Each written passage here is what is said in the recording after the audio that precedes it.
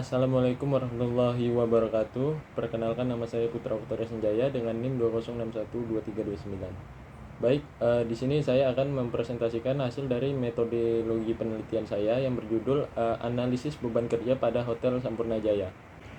Selanjutnya, latar belakang. Dari hasil prasurvei yang telah dilakukan di Hotel Sampurna Jaya, permasalahannya antara lain servis pelayanan yang kurang mengakibatkan jumlah karyawan tidak mencukupi. Maka dari itu, karyawan yang bekerja di hotel tersebut harus ekstra bekerja. Kemudian, banyaknya tugas dan tanggung jawab yang harus dijalankan, serta waktu kerja yang tidak efisien lagi dalam bekerja. Hal ini membuat para karyawan merasa terbebani dalam bekerja. Adanya keterbatasan sumber daya manusia juga menjadi alasan mengapa karyawan harus bekerja melebihi kapasitas tugas dan tanggung jawab yang diterimanya. Dan risiko ini dapat menimbulkan kesalahan-kesalahan dalam bekerja, seperti kurang pelayanan kepada pengunjung. Selanjutnya, rumusan masalah dan tujuan. Yang pertama, rumusan masalah. Berdasarkan permasalahan yang diangkat dari latar belakang tersebut, maka rumusan masalah dalam penelitian ini yakni bagaimana analisis beban kerja pada Hotel Sampurna Jaya. Yang kedua yaitu ada tujuan. Tujuan penelitian ini adalah untuk mengetahui beban kerja pada Hotel Sampurna Jaya. Selanjutnya, tinjauan pustaka. Yang pertama, manajemen sumber daya manusia. Menurut Hasibuan 2019, manajemen sumber daya manusia adalah ilmu dan seni mengatur proses pemanfaatan sumber daya manusia dan sumber-sumber daya lainnya secara efektif dan efisien untuk mencapai suatu tujuan tertentu. Yang kedua, selanjutnya, beban kerja. Beban kerja merupakan suatu yang ada secara otomatis dan dipikul oleh individu sebagai penanggung jawab pekerjaan. Stres yang dialami setiap karyawan berbeda-beda dan tergantung dari jenis pekerjaan dan jabatan orang tersebut, menurut Mahawati 2021. Baik, selanjutnya kerangka pemikiran.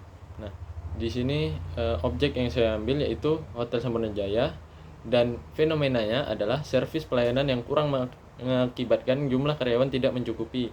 Maka dari itu, karyawan yang bekerja di hotel tersebut harus ekstra bekerja. Selanjutnya, indikator. Indikator beban kerja menurut Kotamul Fajri 2021 sebagai berikut. Yang pertama, kondisi pekerjaan. Yang kedua, waktu kerja. Yang ketiga yaitu target. Dan selanjutnya variabel. Di sini variabel yang saya ambil yaitu analisis beban kerja. Selanjutnya ada penelitian terdahulu. Yang pertama, jurnal yang saya ambil menurut Bambang Agus Diana 2017 dengan judul analisis beban kerja pegawai pada kantor UPBJJ atau Universitas Terbuka Bandung. Jurnal yang kedua menurut Khotamul Fajri 2021 dengan judul membangun kinerja melalui lingkungan kondusif, pemberian motivasi dan proporsional beban kerja. Jurnal yang ketiga menurut Gilang Fatin Cega 2017 dengan judul analisis beban kerja dan kebutuhan tenaga kerja karyawan divisi logistik di PT XYZ menggunakan metode work sampling. Yang keempat, jurnal yang keempat menurut Linanda Eka Anggreni 2015 dengan judul analisis beban kerja untuk menentukan jumlah karyawan optimal atau studi kasus PT Sanjaya Tama Lestari Surabaya. Jurnal yang kelima menurut Putu Suwartana 2020 dengan judul pengaruh stres kerja, beban kerja, dan konflik pekerjaan keluarga terhadap kepuasan kerja karyawan Swiss Berlin Hotel. Selanjutnya ada metodologi penelitian. Yang pertama, jenis penelitian.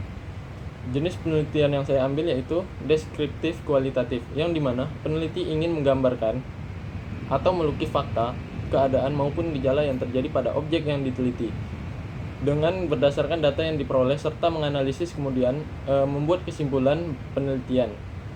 Selanjutnya ada jenis data. Yang pertama data primer dan yang kedua adalah data sekunder. Data primer adalah menurut Sugiono 2015, sumber data primer adalah sumber data yang langsung memberikan data kepada pengumpul data.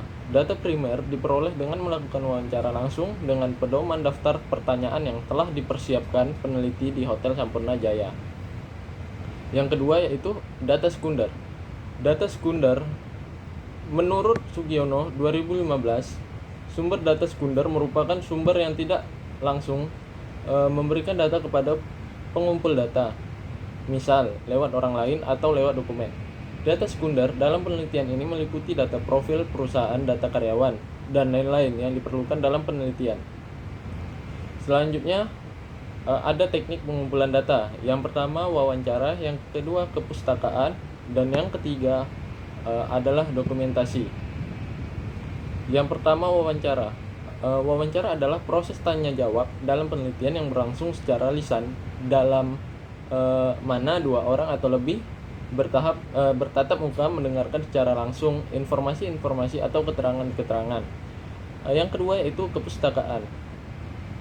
Penulis mengumpulkan materi yang berasal dari buku, jurnal, dan referensi lainnya sebagai landasan teori penelitian ini. Dan yang ketiga yaitu ada dokumentasi. Dokumen merupakan catatan peristiwa yang sudah berlalu, biasa berbentuk tulisan, gambar, atau karya-karya monumental dari seseorang. Dan yang terakhir yaitu ada populasi dan sampel. Nah, populasinya yang pertama Hotel Sampurna Jaya memiliki 7 karyawan dan sampelnya 5 orang yang memang mempunyai masalah dalam beban kerja di Hotel Sampurna Jaya. Selanjutnya definisi operasional variabel. Variabelnya yaitu beban kerja. Definisinya, beban kerja merupakan aspek yang harus diperhatikan oleh organisasi karena beban kerja merupakan salah satu faktor yang mempengaruhi kinerja karyawan. Menurut Bambang Agus Diana 2017. Indikatornya, yang pertama kondisi pekerjaan, yang kedua waktu kerja, dan yang ketiga target. Selanjutnya yang terakhir pengukuran, yaitu melalui wawancara. Selanjutnya yang terakhir yaitu adalah teknik pengumpulan data dan analisis data. Teknik pengumpulan data terbagi menjadi 3. Yang pertama reduksi data, yang kedua penyajian data, dan yang ketiga penarikan kesimpulan.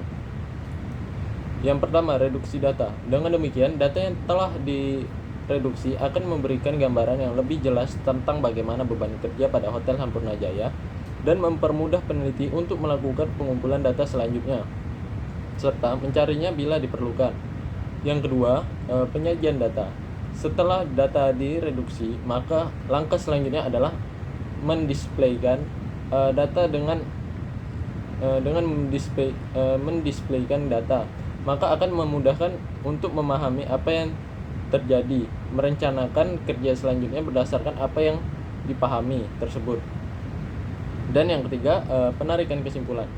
Penarikan kesimpulan awal yang ditentukan masih bersifat sementara dan akan berubah apabila tidak ditemukan bukti-bukti yang kuat yang mendukung pada tahap pengumpulan data berikutnya. Dengan demikian, kesimpulan dalam penelitian kualitatif mungkin dapat menjawab rumusan masalah yang dirumuskan sejak awal, tetapi mungkin juga tidak, karena masalah dan rumusan masalah dalam penelitian kualitatif masih bersifat sementara dan akan berkembang setelah penelitian berada di lapangan. Dan selanjutnya teknik pengumpulan data. Nah, di sini ada uji kredibilitas. Nah, triangulasi dalam pengujian kredibilitas dapat diartikan sebagai suatu pengecekan data dari berbagai sumber dengan berbagai cara dan berbagai waktu yang diperoleh dari hasil observasi, wawancara, dan dokumentasi. Pada pengujian kredibilitas ini peneliti mengambil satu cara, yaitu triangulasi sumber dalam buku menurut Sugiono 2015. Triangulasi sumber yaitu menguji kredibilitas data yang dilakukan dengan cara mengecek data yang sudah diperoleh melalui beberapa sumber. Sebagai contoh, untuk menguji kredibilitas mengenai beban kerja pada Hotel Sampurna Jaya. Sekian presentasi metodologi penelitian saya akhiri. Wabillahi taufiq wal hidayah. Wassalamualaikum warahmatullahi wabarakatuh.